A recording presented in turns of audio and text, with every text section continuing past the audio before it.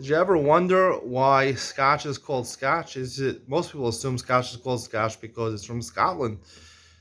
But I want to suggest that a single malt Scotch, which is true Scotch, the best version of Scotch, single malt, is called Scotch not because it's from Scotland for a different reason. Because everybody knows there's three characteristics which make something a single malt. First of all, it has to be from a barley mash. It has to be made in a single distillery, and it has to be made through the pot method, not the continuous method.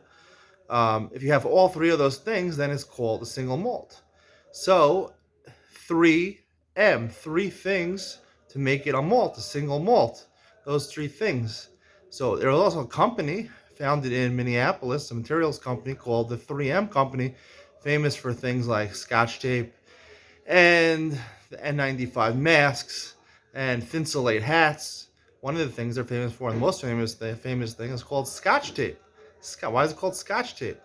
That tells you that real Scotch is because it has the three M's. It has those three characteristics. That's what makes something a Scotch.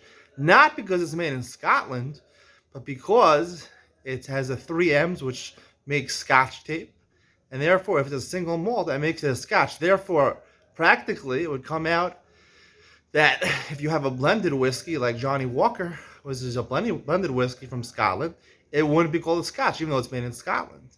And similarly, if you had something which had all three of these characteristics, it was a single malt, a barley mash, pot method, and single distillery. Even if it was made out of Scotland, it would still be called Scotch. How's that for knowledge for today?